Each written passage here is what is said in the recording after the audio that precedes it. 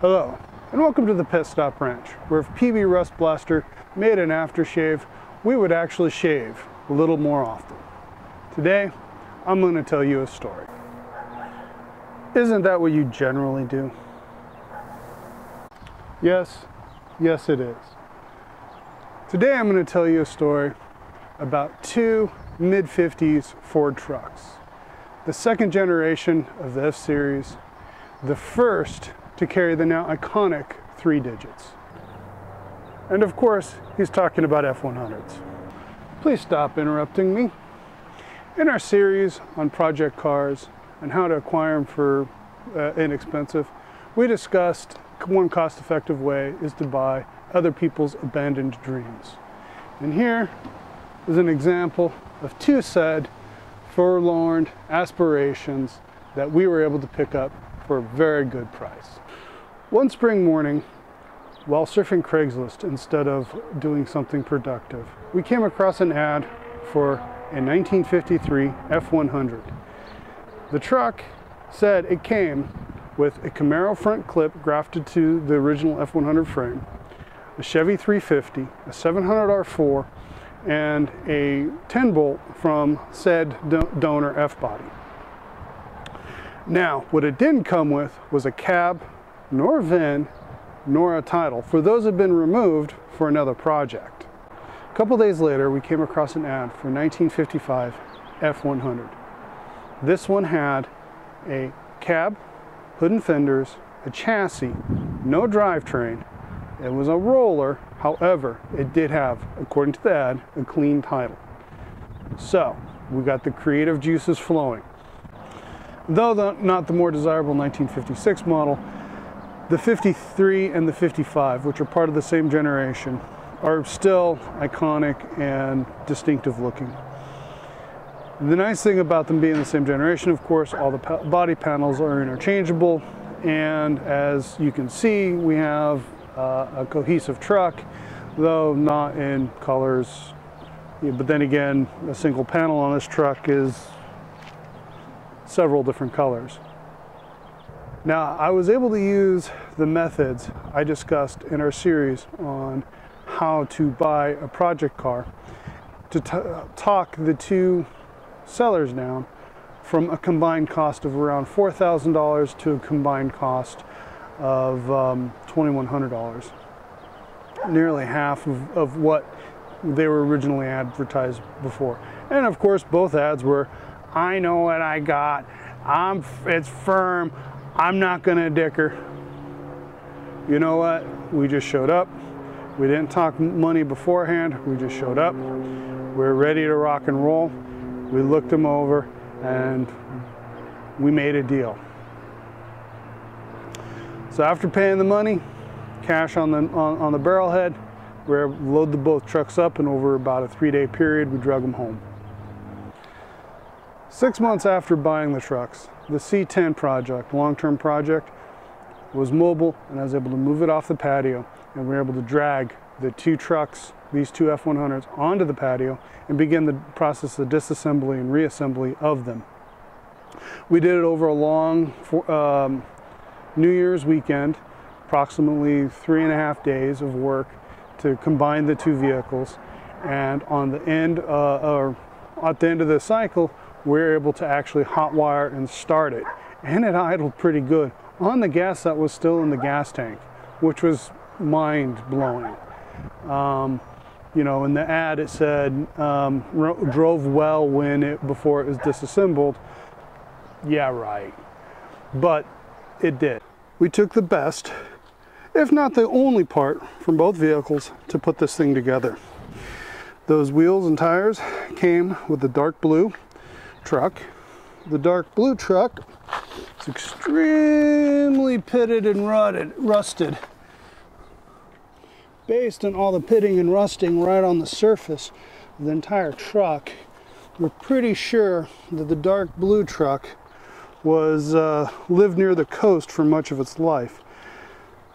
Now, someone reshot it at some point in the last, I don't know, 15 years, and those tires and wheels, having come with it, are very much the style from the probably the mid 2000s. It's a really fucking fun pastime. Realize the truth in defeat. Never mind, never mind, never mind. Raise the belt after the aftermath. Trying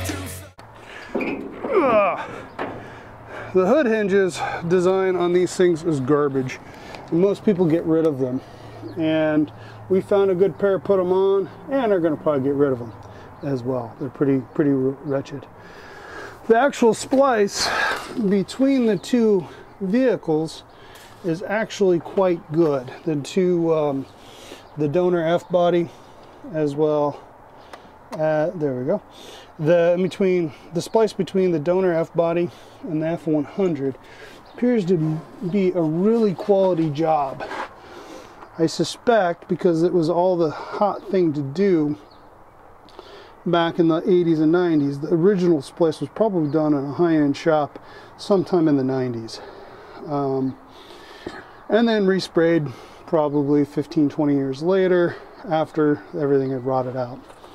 The engine is a Chevy 350 based upon the casting numbers. It came out of a mid-70s pickup truck. It has the 2-barrel intake manifold along with the Rochester 2CG carburetor. Comparing the parts in it and its numbering, it was on a 75 to 83 Chevy C10. Of course, it has the ubiquitous HEI, along with the ubiquitous hole in the firewall to fit the HEI. Truck has an all-new wiring harness all the way around. Easy wiring. It's alright. One of the issues I have with it is it doesn't have the pass-through goes through just a grommeted hole, and there's no bulkhead fitting. Another thing to point out on this engine is just how low it sits. It is low. The shop that did it, obviously, in an attempt to improve handling, tried to put the engine and transmission on the ground without putting the rest of the truck on the ground, which, you know, I can respect, but it has its own issues and problems with that. We're not really gonna, if we wanted to lower the truck anymore, we really cannot. However, what it does give us, plenty of room to do some wacky stuff on top of this engine if we're so inclined.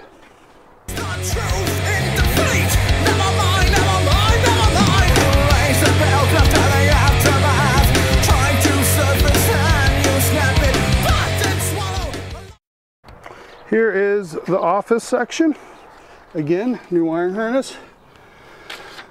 The steering column is clearly out of, hey, a fire chicken. So as a result, instead of simply saying Camaro front clip as it was in the ad, I say F-body donor, you know, because they're the same, only different. It is a nice tilt one, and it's good and tight. It's actually really impressive.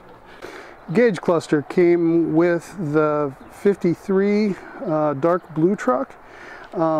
It's in excellent condition, fantastic condition. Too good to be a repop, in my opinion. It is still currently wired for 6 volt. I have purchased a 12 volt to 6 volt converter so that I can operate it. We have a video coming showing how I did that. It's really quite simple.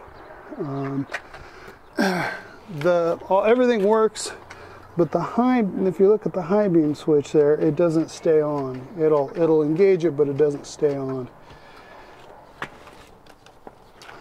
The brake pedal assembly is from a late 70s A or G body, depending. I didn't really pay that close attention when I pulled it out. Built a frame for it to mount up and then interface with the brake booster and master cylinder. There's the back side of an HEI if you really ever wanted to see one and up close and personal. I have a video coming of us patching that hole. There is a factory heater. If you really want one, I can get you a good deal on it. guaranteed that it might leak. Of course, here is the all-important seat. Now this actually came in big blue, and but it was sitting right on the deck. It was sitting right on the floor, and as you can see, this was bolted to the floor, and it created a very awkward seating position. So I built this standoff. When we moved the seat in here, the same situation. So I built the standoff out of some heavy-duty steel and put it in here. Now my partner, who's actually the owner of this vehicle, is still not quite comfortable with that, and he wants it to possibly take an inch out of it. However, given our new updated plans, that might not be necessary. We're going to probably go change it quite a bit. We've already started replacing the busted out windows. A video will be coming on that shortly. We front and back, new glass is all bubble wrapped right there. We also have, well, there's what's left of the wiring harness we haven't used, and then we have a bunch of the other components we need. Window regulator that has been rattle can rebuilt. We have our corners, as well as other miscellaneous cab corners, as well as our other miscellaneous stuff. The tail lights are the cheapest reproduction tail lights you can find on eBay. We will see how long those last.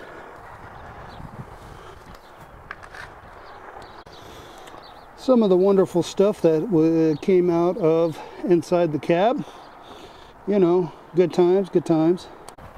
Originally our plan was to take the two trucks, put them together, and then flip them, using that money to then fund to build other projects we were more interested in. But as is typically the case here at the Pit Stop Ranch, we fell in love with the truck as we were working on it, and we quickly figured out the two put together were better than expected. Needless to say, with very low expectations, especially when we were able to get the engine started and the transmission worked with very little fiddling.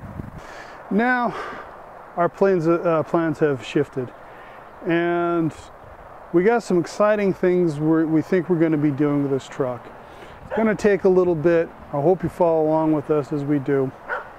We have the cab corners, we have the replacement glass, and depending upon our motivation to work on this and do other stuff will dictate how quickly we get to all of it.